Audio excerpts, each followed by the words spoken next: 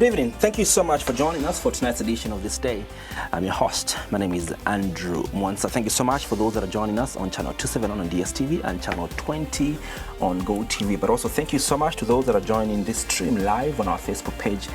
That is at Diamond TV Online. Now, the Zambia Conference of Catholic Bishops recently issued a pastoral letter addressing critical political, economic and social challenges. The bishops condemned the arrests and prolonged detentions of opposition leaders, criticized the government's failure to repeal anti-democratic laws and voiced concerns over the judiciary and lack of progress in the electoral reforms. They also highlighted issues such as the high cost of living, declining mining revenues and the ongoing energy crisis. While commending advancements in education, health, debt restructuring, the ZCCB called for greater accountability, sustainable food security measures and intensified efforts to combat corruption.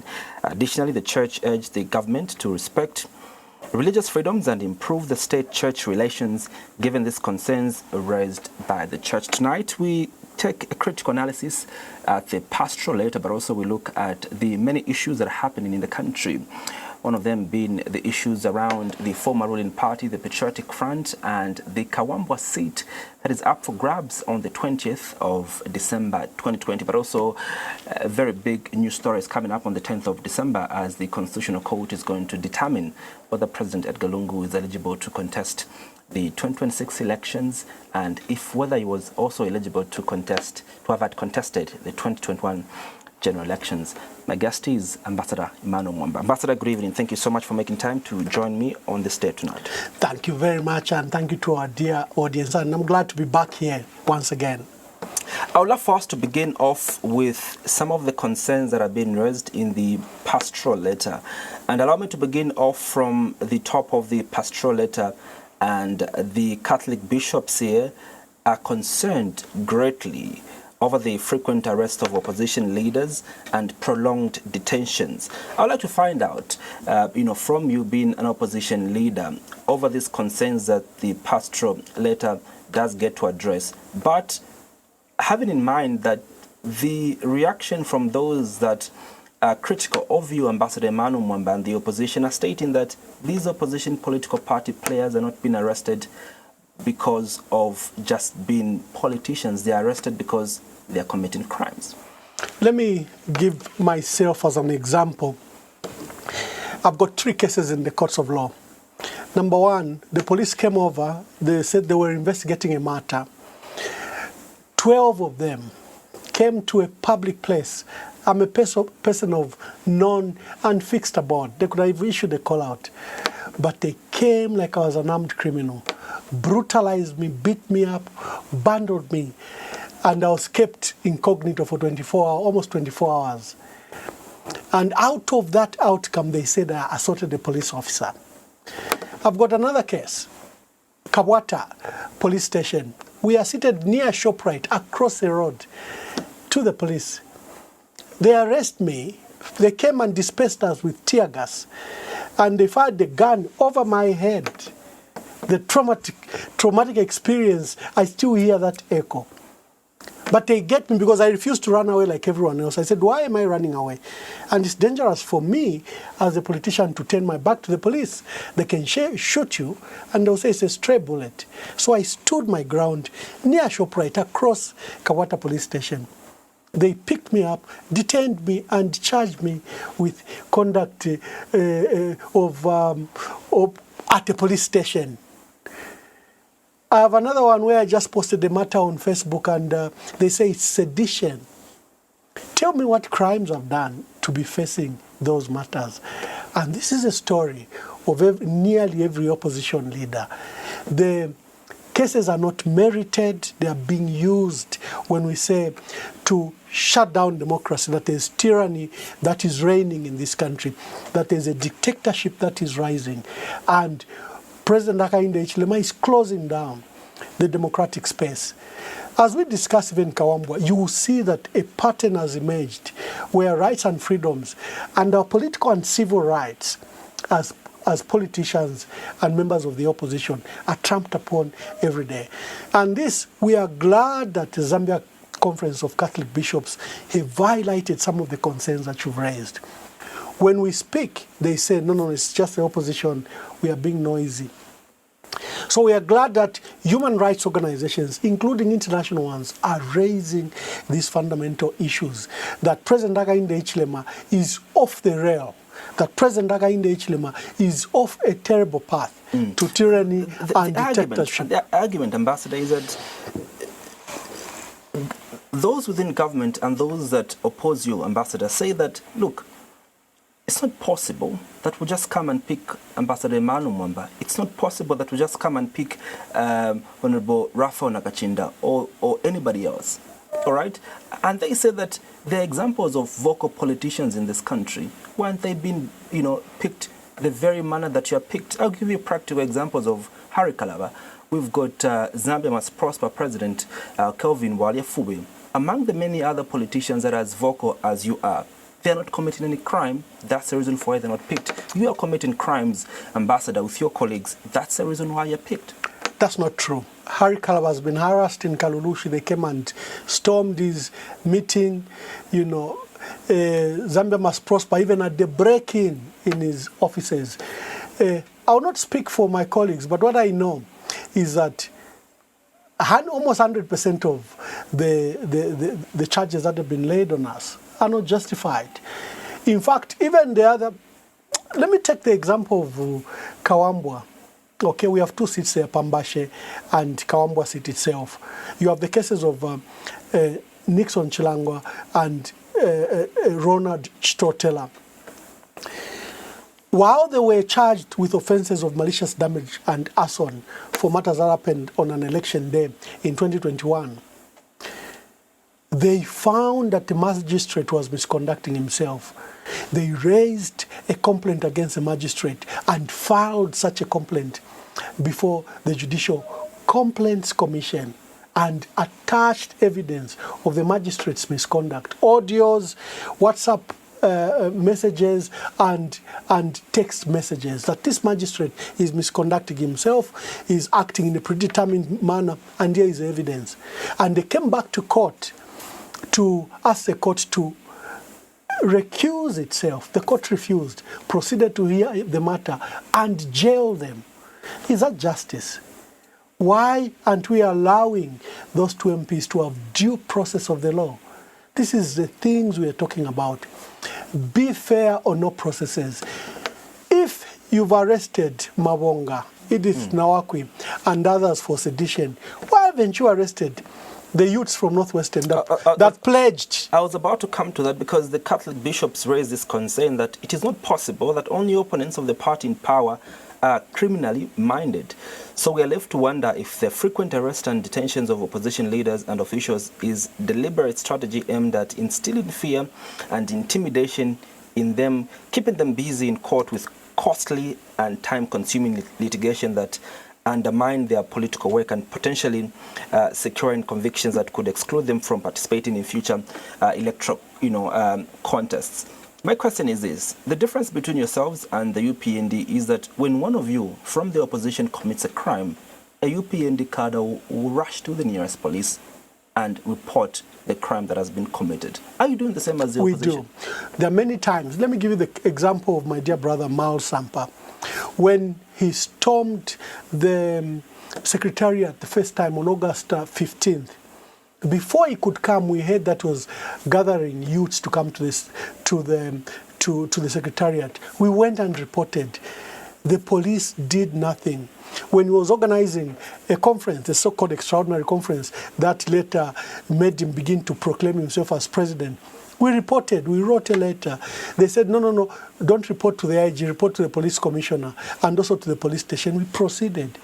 And what did we do? We saw 200 police officers, in fact, securing Mal Sampa instead of acting on our complaint. And it is the same, for example, with these UPND cadres. We have reported. How can you have youths threaten to kill the former president, Edgar Lungu? How can you have youths threaten to destroy all of us? How can you have youths, and the IG is not even prompted to wait for a report from us? as he has shown in many other cases. No one has reported. In my cases, no one reported. You just saw the police act on their own volition where they think there is something to pursue. So we've seen the application of the law that is skewed to benefit the ruling party. It is applied unfairly. It is applied not in an objective manner. It is applied in a weaponized manner against the opposition. And I'm glad that the Conference of Catholic Bishops have made it very, very clear that President Hakainde Hichilema's plan is to exclude us from the electoral process in 2026, to exclude us from the campaigns, from Emmanuel Mwamba writing on his Facebook page every day, from Emmanuel Mwamba coming here to say his views. That is a purpose. He's fostering a one-party state. He's fostering a de facto one-party state by paralyzing the opposition. I know that one of the things that the Catholic bishops also mentioned in the letter is that the ruling party must not dictate on how you oppose, this government. But also this government and President Hakainde Hichilema has been very keen on stating that you must be responsible. Even in your criticism, you must not injure the next person as you criticize government. We have the Constitution of the Republic of Zambia that guides us. We have the laws of Zambia that guides us. Don't use and abuse those statutes of the law. We know what our limits are. We are guided by the law, except that they abuse the law. They can declare our conversation here illegal and they can raid this meeting. They are not allowing us to practice our civil and political rights that are guaranteed not just in Zambia but also from the United Nations, from the African Union. We are guaranteed that we have a duty to participate in the democratic you've process. Been responsible in how you've been offering checks and balances, Ambassador? Extremely. Look at my write-ups. They are backed up by facts. They are supported by documents. They are informed. My opinions are informed from the law. And if I accuse you of corruption, I'll bring a document and say, you have done this. I don't think if I accuse... your write-ups have always been backed up by evidence. And I'll give you an example of how you had posted that President Edgar Lungu was being stoned on the Copper Belt by UPND cadres when that video was an old video and it wasn't as you had reported on your Facebook post. Yeah. And so I write every day for the last 3 years, and I write very strong things. You cannot pick one isolated incident, and in it, let me make it very clear, President Lungu was stoned, was attacked, and we proceeded to report the matter to the police. One of the administrators picked an old video 2 hours later after my own report and attached my report to an old video. It doesn't take away that the report and attack on President Lungu was true. And we demonstrated by identifying the UPND cadres that were involved, the vehicles they used, the damage to Honorable Richard Kazala's vehicle, and we provided even witnesses to that case. The police and working in consort with the Zambian government decided to trivialize that matter and wrote on the allegation that we had distributed an old video. It doesn't take away the facts. So like I've stated, I write every day. If I say President Hakainde Hichilema discontinued the case with First Quantum, where we're supposed to recover $2.5 billion, I'll pick the statement from Sokotwane, who says we told the DPP and we've withdrawn the matter. I'll pick the statement by the President himself, who says we've discontinued all these cases and will not mind in court. I back it with evidence. And I ask the question, when will you recover the $2.5 billion that was stolen from Kansanshi? When we ask questions about Mopani and the sale of Mopani, the illegal sale of Mopani, we cite the law. The law is very clear.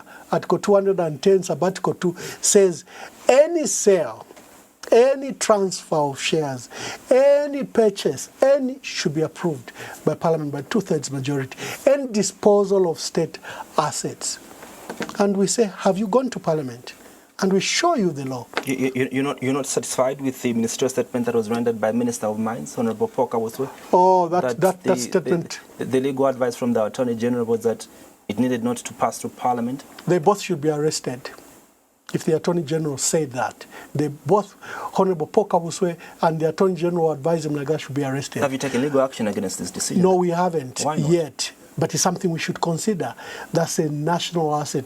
And I'm sad about Mopani, because this is a well-capitalized mine in the world. It received $4.5 billion in a period of the last 5 years before the PF left office. That mine is supposed to be geared for production of up to 200,000 metric tons in a short period because of the investment that Glencore did. You can't be that careless. Don't you want to test the legality of this transaction that this government has done by reporting this particular illegality, to the relevant authorities? In fact, the minister the minister has challenged you that all those that feel and think that this was illegal should take legal action against this decision. I have reported 5 major cases to the SEC and I've received nothing. There are few cases where I was glad to receive an acknowledgement letter and the matters die like that. We have no faith sometimes in these institutions because they are under the direct control of State House of President Hakainde Hichilema. You know the article that made them report to the presidency. We have concerns that the major issues will never be tackled. They are quick to arrest the opposition for those odd corruption cases. They have failed to arrest those in government. The acting Director General announced that she had several ministers under her probe. She had several ministers that were due for arrest. Have they been arrested? You know they won't be arrested. You and I know that they won't be arrested. But if they hear that there's a matter that Study Mwale did... Again, I asked Ambassador, without you running away from my question, will you bring to the test this illegality that you claim that the government of this day has done to Mopani? Personally, I'm keen to. It's something I've cried about from the first day when the transaction was happening. Will you take legal action? We should, maybe as a political party, maybe something I should table to the Central Committee. And remember, legal processes are very, very expensive. But let Paul Kabuswe a notice be given to him. Let the Attorney General a notice be given to them that what they did is an illegality. It doesn't even have to prompt me to go to court. If we had proper law enforcement agencies, the SEC should have moved in. The DEC should have moved in. The police should have moved in. You can't sell state assets in the manner that, Mopani has been sold. You can't give back Vedanta despite a damning audit that's demonstrating that for 20 years they didn't pay taxes and they left huge, colossal debts. In his statement, he says that it's not a sale, it's a transaction that happened. Yeah, the law is very clear. Whether it's sale, transaction, disposal, whatever it is, how does an entity from UAE own 51% of Mopani? What do you call that? So we cannot hide in semantics. What they did is an illegality, and IRH must be warned that they risk losing that asset. The Catholic bishops also, Ambassador, raised the alarm over the disturbing trend by police of keeping suspects in detention for a period longer than prescribed, by the law. You are one of the victims of this particular, prolonged detention. Or this pastoral letter could be backed up by what the president also has been mentioning, that if a case is bondable, make sure that you give bond to the suspects. Who do you think has the problem? The government? It's a president. It's a president. Because he says before Parliament that no one will be arrested without an investigation. We are arrested always without an investigation. He says no one should spend time beyond the police, for more than 24 hours or 48 hours. The law prescribes 48 hours. We are kept many days detained. How is he to blame when the police are the ones that are acting? And I'll give an example of how President Edgar Lungu, while in power, didn't tolerate cadreism. He would even say that I will not allow you to be beating people around. You need to behave yourselves as cadres. Even the police themselves, President Edgar Lungu, would tell the police to behave in a professional manner. But we saw how unprofessional the police were under your tenure of office, Ambassador. What are you telling us now? is that the president, if he's serious, is a commander-in-chief, is issued instructions, and they are regularly disobeyed, they are regularly disregarded. What kind of a commander-in-chief is he? Why isn't his word? No, why isn't his word respected? He says no one should stay in police custody for more than 48 hours. Why does the Inspector General of Police disrespect his orders that he makes publicly every day? So unless the president is demonstrating hypocrisy, that in one breath he tells the country that no one will be detained beyond 48 hours if the matter is bondable, if it's bailable, they'll be presented before court. The young man, Thomas Ziambo, was kept for 16 days. 16 days. And so for me, I blame the president. If the IG is regularly disregarding what he's saying, he should fire the IG, because he's embarrassing the president. How can the president say at church, in parliament, at his press conference, that no Zambian will be allowed to be treated in the manner I was treated? No Zambian will be detained beyond 48 hours. No, none of these political opponents, my political opponents, I will allow them freedom to practice their politics. They will not be harassed in the manner I was harassed. They will not be detained for 127 days. He proceeds to detain Mumbipiri for 428 days. He proceeds to detain all of us for many days. So I put the blame squarely on the president, because that Inspector General of Police is embarrassing him as head of state and as commander-in-chief, because it looks like the commander-in-chief is Grafio Musamba. Just like how the Inspector General of Police did embarrass the former Republican President Edgar. I think we should speak about what is here. And what is here is that we have due fresh evidence of the president directing that the police should not detain anyone beyond 48 hours. And I think this has been the question that has been asked so many times, Ambassador, because this complaint has been there ever since we became a multi-party democracy. In fact, at the existence of this country, Zambia, the opposition by then, the Patriotic Front, would complain about the MMD. And now the UPND complained about the PF, and now the UPND, the PF are now complaining, about the behavior of the police under this administration. Where is the big problem, really, Ambassador? You were, and I want to ask this question. You were in government just recently. You were in government 3 years ago, Ambassador. For the unprofessional behavior of the police, does the president have a direct hand in how the police behave? He's a commander-in-chief. If his officers are misconducting themselves, the buck stops at him. He's commander-in-chief of the armed forces. If the police stop a rally from happening in Chipata, are those officers getting instructions from the president? Likely. Because the president, look, the Constitution is very clear. The mandate and obligation is on the president. He's the one that swears on the Bible that he will uphold and respect the Constitution.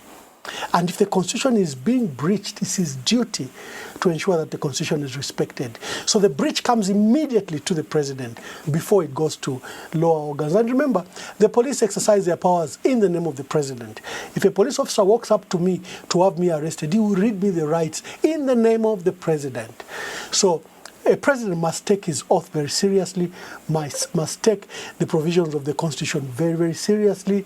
You cannot allow that the Constitution is breached in the manner it is being breached. And they are not listening to Zambians.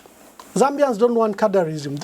Zambians don't want the police that abuse the law, that disregard human rights. Zambians, that is why they will punish ultimately.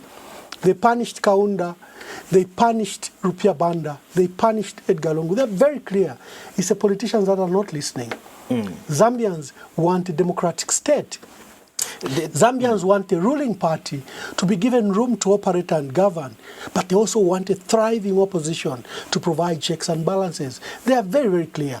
It is the politicians that are not listening, and they'll pay the ultimate price. They'll be kicked out of power. The Catholic bishops also, have expressed concern around the continued failure by government to repeal anti-democratic provisions in the laws such as the Cybersecurity and Cyber Crimes Act, the Public Order Act, and several sections of the Penal Code Act, such as those that criminalize libel. When it comes to widening the democratic space, the government of the day said that they've done tremendously well than the other governments. They give examples of how they've managed to, pass different laws, that bore down our democracy. The defamation of the president was scrapped off. Access to information, was introduced. Now we have access to information. And now the Public Order Act is being worked on. Now it's going to be called the Public Gathering, Bill, to try and address some of these issues that, have been in the Public Order Act. You don't see that they've done a much more better job than you did as a previous administration in widening our democracy? No.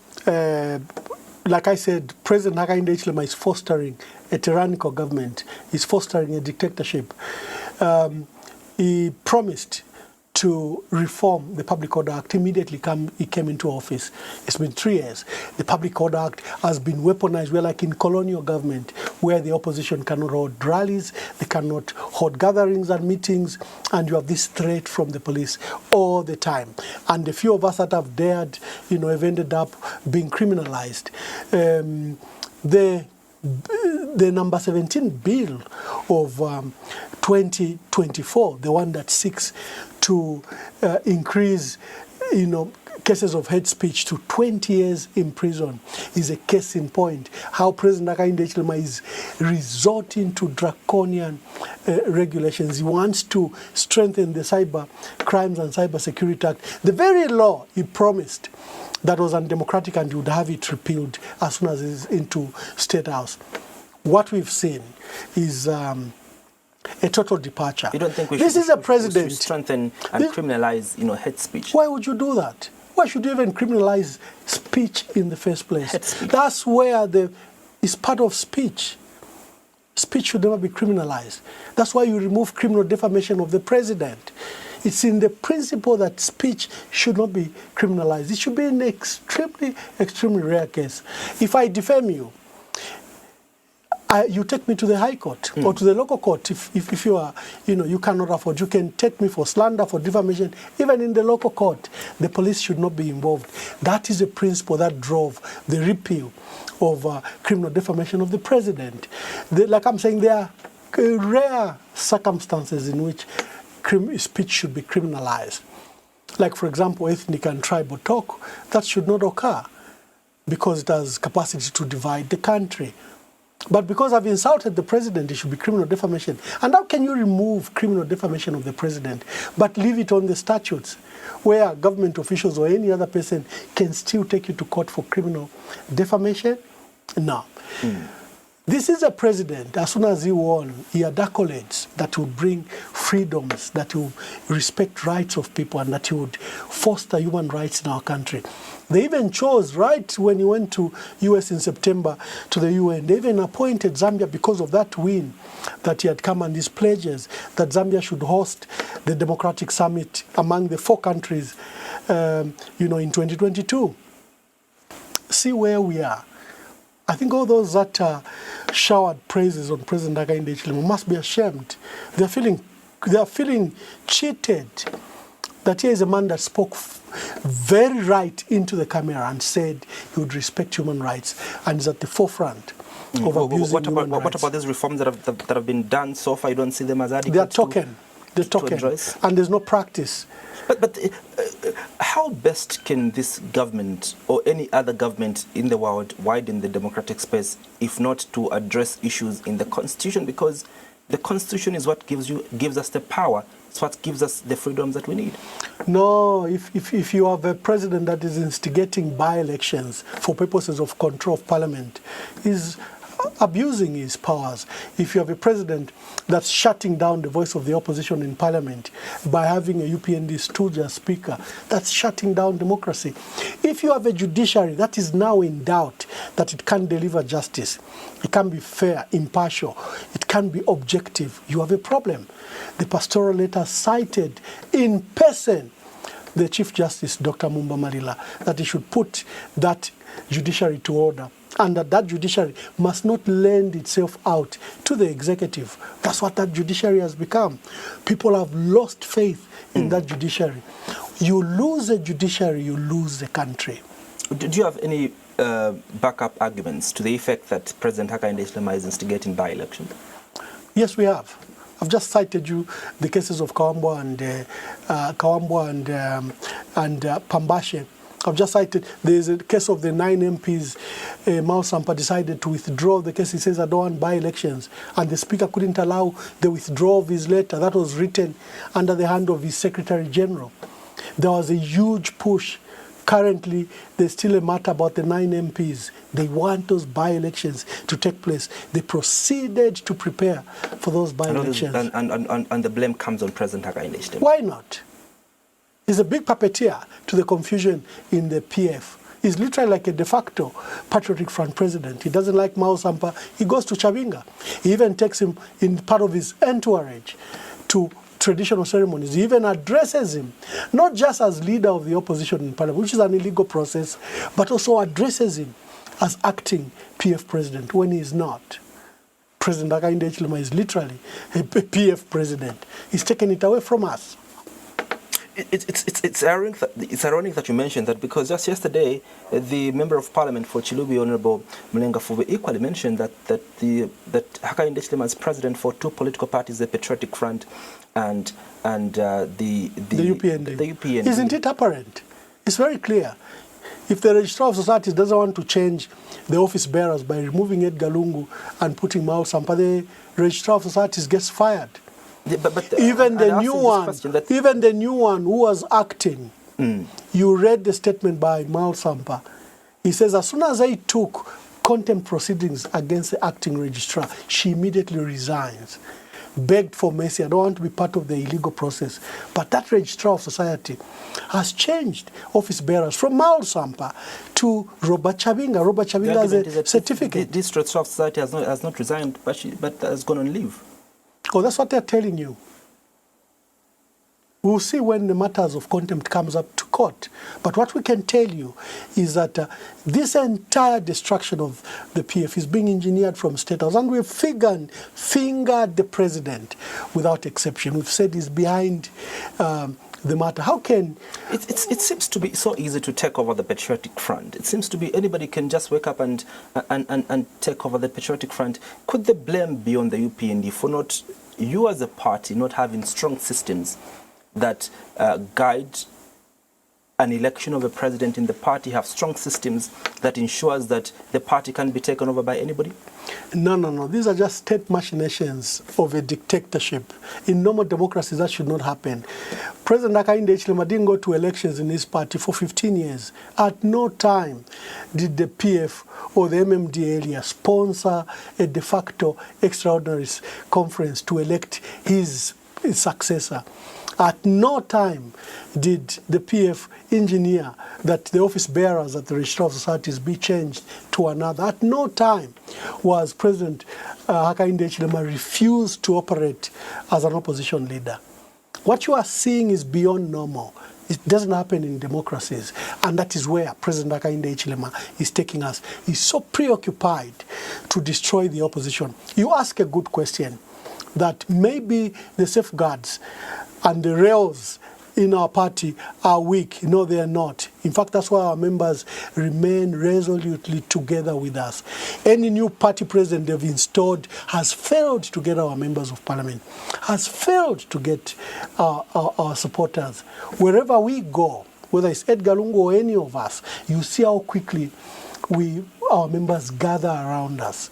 So they can take it in name by paper, but they failed to take the heart and spirit of our members. We initially spoke about this early on. The Kawamba seat, Nixon Chilangwa is behind bars, Honorable Chitotela as well is behind bars, and the anticipation also for a by-election in Pambashi once sentencing is done for Honorable Chitotela. But also another issue that you've expressed concern on, Ambassador, is the refusal of bail, pending appeal. Tell us more about how this really has affected your operation. First of all, we in the previous government. We've obliged to go to court. We've respected the judiciary. All we plead for is a due process of the law that give us the rights that are guaranteed by the Constitution. If you jail me, allow me to appeal, it's guaranteed. The appellate process is guaranteed up to the Supreme Court. If you arrest me, give me police bond, I'm entitled to it.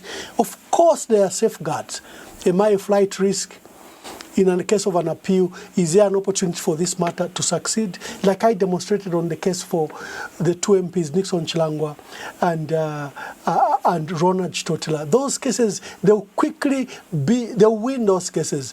The misconduct of the magistrate, the complaint to the JCC, they were not present when the incident happened. Any appeal case will throw away and will free those people. The prospect for appeal is there. But we have seen recently that the judiciary has stopped giving bail when you are convicted. It is clear they want you to rot in jail, even when you have constitutionally guaranteed rights of appeal, right to innocence, right to the due process of the law. It started with a young man, Francis Mchemwa. His appeal is the prospects are very good. They say he received money from Zesco. What is the person who gave him money from Zesco? Why are they arresting someone who received money from Zesco and jailing him for that, and arresting no one who was paying him from Zesco? He appeals, they deny him bail. Oh, maybe he's from Intercity, so maybe it didn't attract much attention. GBM is jailed and is appealed for bail, and bail has been denied at magistrate and high court. Mrs. Kampiongo, Wanzia Kampiongo, the husband has been acquitted. The prospects for appeal, where the money allegedly came from, I don't know how you can't see how weak these cases are. But they will not give a bail. The magistrate has refused to give a bail. The case of Bowman Lusambo is case after case. The case of Nixon Chilangwa, Ronald Chitotela, and the others, 4 people. Again, the cases, they are distant from it. When you read the judgments, they're poor judgments. And you know that the prospects to succeed on appeal. So why are you taking them away? Why are you punishing them now when the Constitution guarantees them the right to appeal? Why are you nullifying their seats? For Kawambwa, there's even a sad matter, because there's an active High Court injunction, High Court order against that election. For the council chairperson, for Kawambwa, and for Pambashe, the matter is in the Chinsari High Court. The Electoral Commission of Zambia has not even bothered to go to that court to have that injunction discharged. They claim that no, because there's a ruling from the Constitutional Court that has said we have to hold elections in 90 days. Why are you not reading the judgment in its entirety? Why are you picking out one item? And why don't we go to the Chinsari High Court and argue those matters? But you ignore an active court order. I've never seen the lawlessness I'm seeing with the ECZ. Doesn't the judgment from the Constitutional Court override the court order from the High Court? No, it doesn't. If I obtain a judgment in London against you and you reside here, I have to bring it in Zambia and register it before the High Court. The High Court even have capacity to reject that judgment against me. There are processes.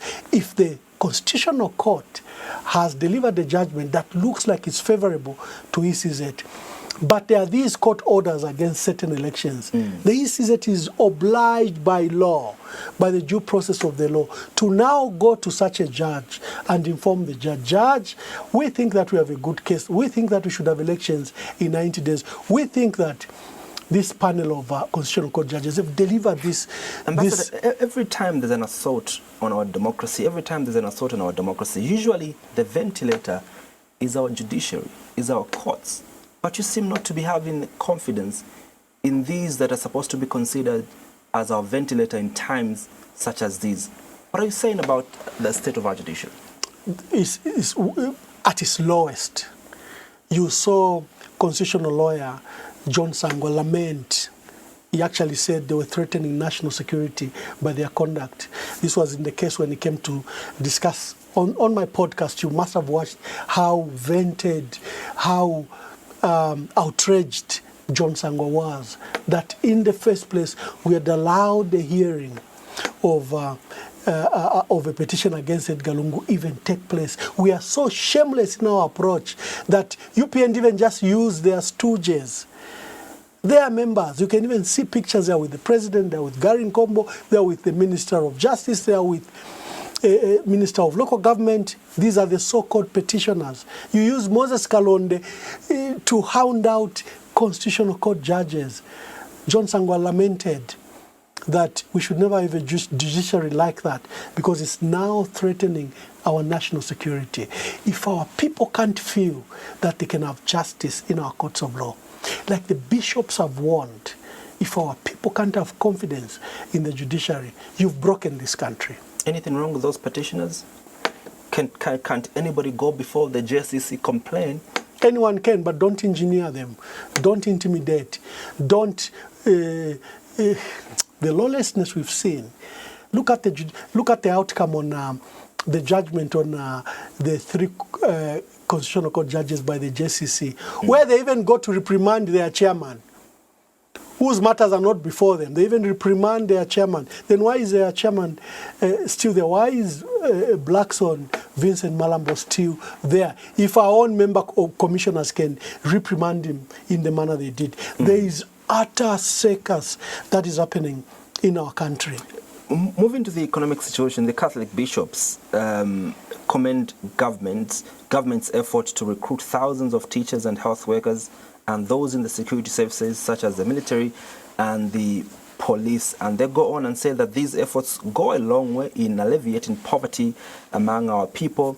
They also commend government for reaching a debt restructuring deal with the official creditors, who include multilateral institutions like the International Monetary Fund, bilateral donors such as the United States and European Union countries, bilateral agencies from China and other emerging markets, and private bond holders. Are you also agreeing with this stance by the Catholic bishops, the same way you've agreed on these other issues that they've raised? Are you agreeing that this government has done tremendously well in employing thousands of civil servants, but also managing to address the debt restructuring?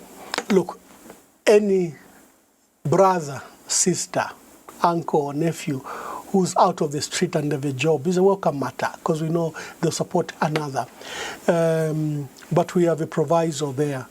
The IMF have told you that create jobs. They've not said recruitment, create jobs. Creating jobs doesn't mean that you balloon the civil service. The civil service currently is getting up to 52% of your entire domestic revenue is going to pay these civil servants that are about 300,000. So if 52% of the money is going to public service wages and salaries, you and I ought to worry. If the 20% goes to running government, out of 100%, 70% just goes to this huge place, 300,000 people and running government. Before you even kick in debt service, where will the 20 million people get their money for projects, for public service, for delivery? We pledge to create actual jobs. When industry creates jobs, and if those were numbers coming from industry, I'll be very excited. But like the IMF and World Bank have cautioned that your wage bill is unaffordable, and you bring on board 70,000 new people, probably the number again will spike for how much money is available for development and delivery of social services. So we need to understand and ask ourselves these fundamental issues. What's wrong with our budgets? Why do we have so many leakages? How come we can't raise domestic revenue? That public service debt or public service wages only constitute maybe 10% or 15% of our national budget, as is customary in other countries, in Europe and others. I think that should be where our aim should be. The solution to bring all these thousands onto the payroll, like I said, look, it's a brother and sister coming from the street. But you have unemployment. Literally, your entire adult population of 7 million is unemployed.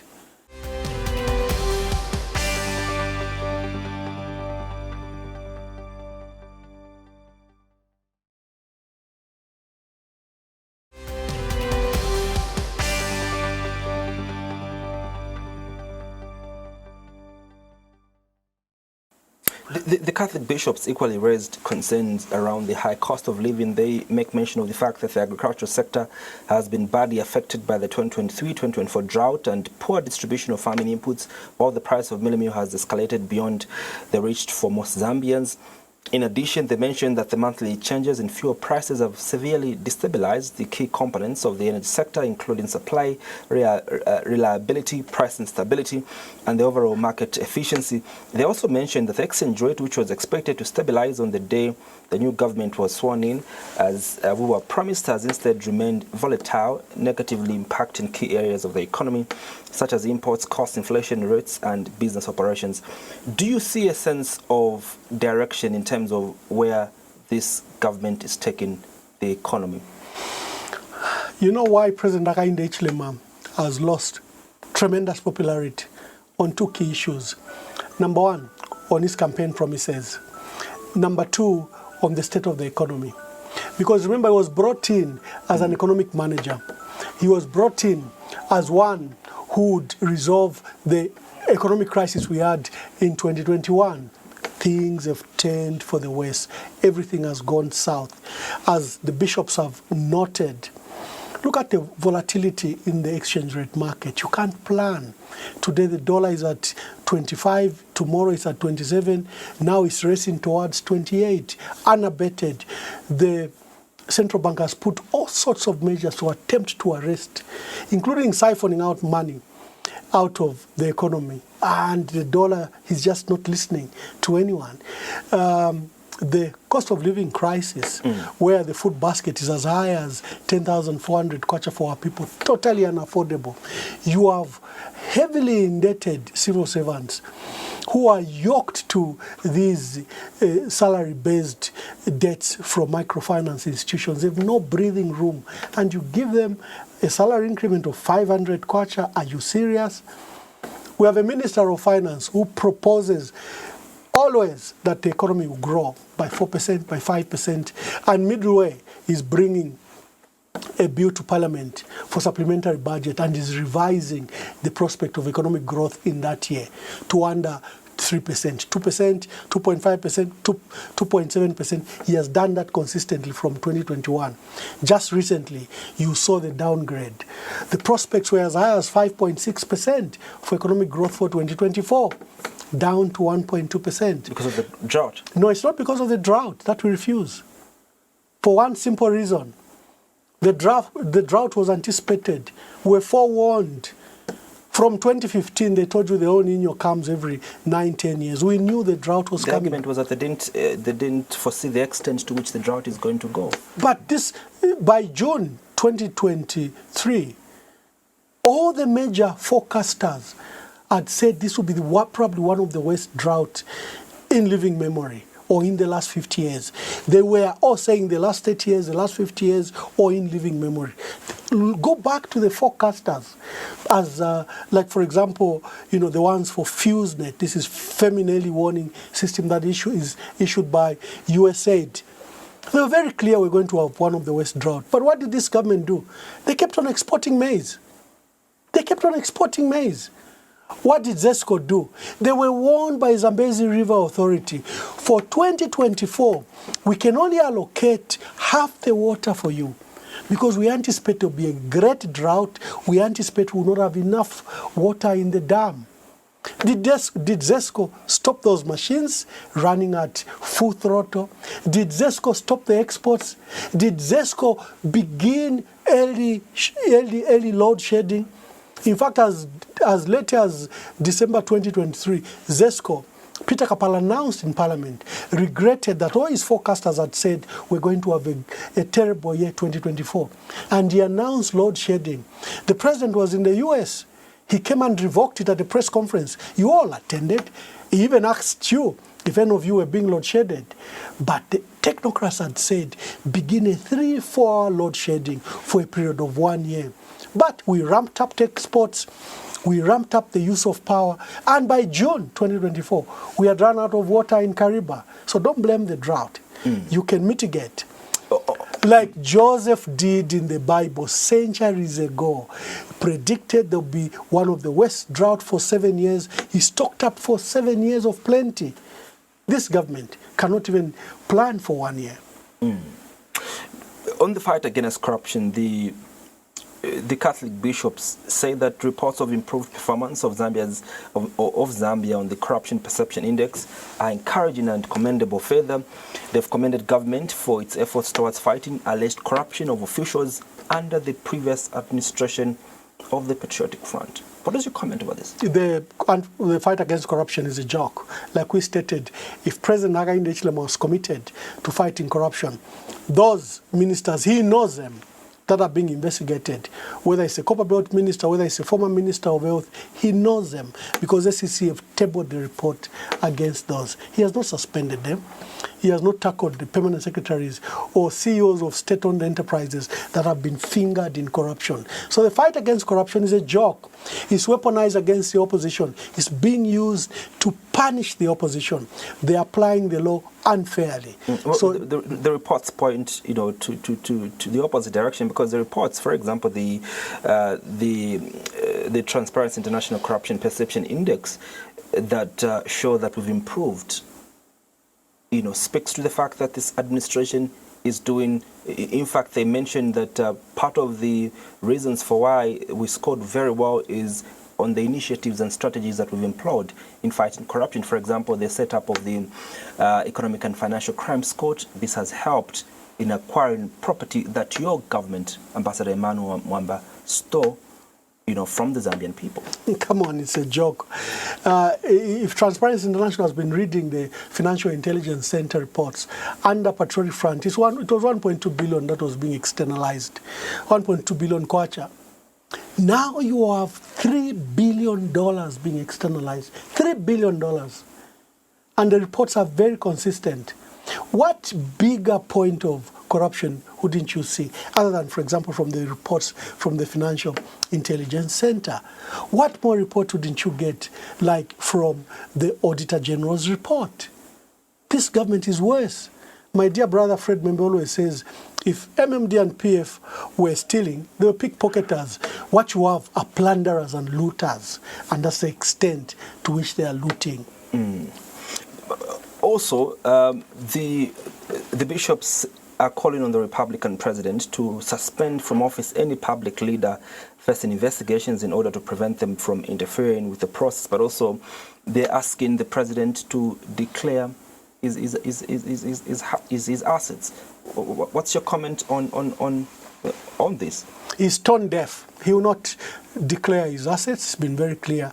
We've all shouted at our loudest voices for him to declare his assets. He uses excuses why he can't declare. He says he declared to the ECZ. There was a process to compel him to declare his assets. The Constitutional Court threw it out. Out of respect for public funds, he should have declared his assets. But he's not willing to.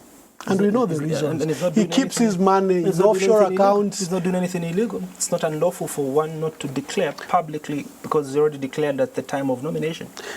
Adultery May be legal, but it's immoral. So the things that are moral, the things that are legal.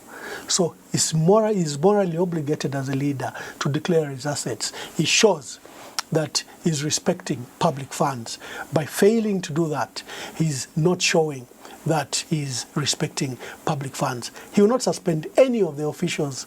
None of them will be suspended. That I can bet you. We can bet a big amount here. He will not suspend any of those officials.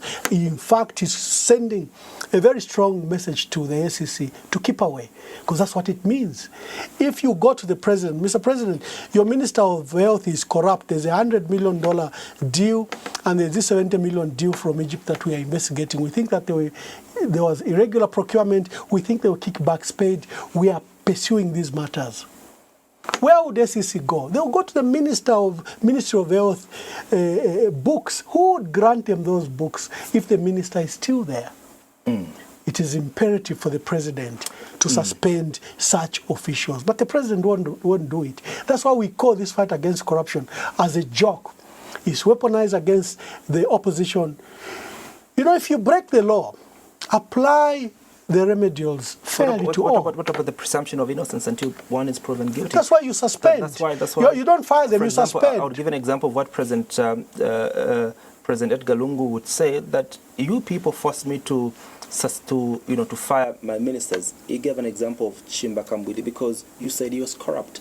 But then when investigations were done, they found that Mr. Kambwili was not even corrupt. So don't you think perhaps maybe a thorough investigation like is happening now should be done before a minister is dropped or suspended? So the president must appoint the board of commissioners at the SEC.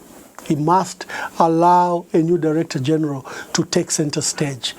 He cannot keep that board for 6 months without members of the board and without the director general. If he's resolute about fighting corruption, he should do that. But this fight against corruption is a joke.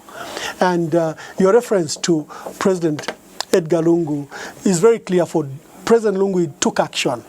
Fired ministers, fired permanent secretaries who were alleged to be corrupt. You saw officials, even from State House, report to the SEC. You saw State House officials going to the magistrate complex, facing... We've seen this president getting to fire PSAs and getting to fire district commissioners. But as we conclude, Ambassador Emmanuel Mwamba, I'd like to find out, are you concerned with our state of food security, owing to the fact that we got a report from the Ministry of Green Economy and Environment predicting that the 2024 and 2025 rainfall season will be pretty much good. We're going to receive normal to above normal rainfall. Are you foreseeing a good outlook in terms of our energy, in addressing our energy crisis and in addressing our food security? Food security is national security. There's no national security without food security. When you don't have food security, you can have riots. You can have food riots. It's imperative. You'll have inflation. People can't afford food. You'll have instability. So I'm very surprised, rather surprised, especially when they were exporting wantonly, how they didn't seem to understand that food security was national security. The prospects of good rainfall, although there's been a revision that we might actually face some dry periods. So you need to have accurate information when our farmers should plant, because there'll be dry periods that will affect the harvest.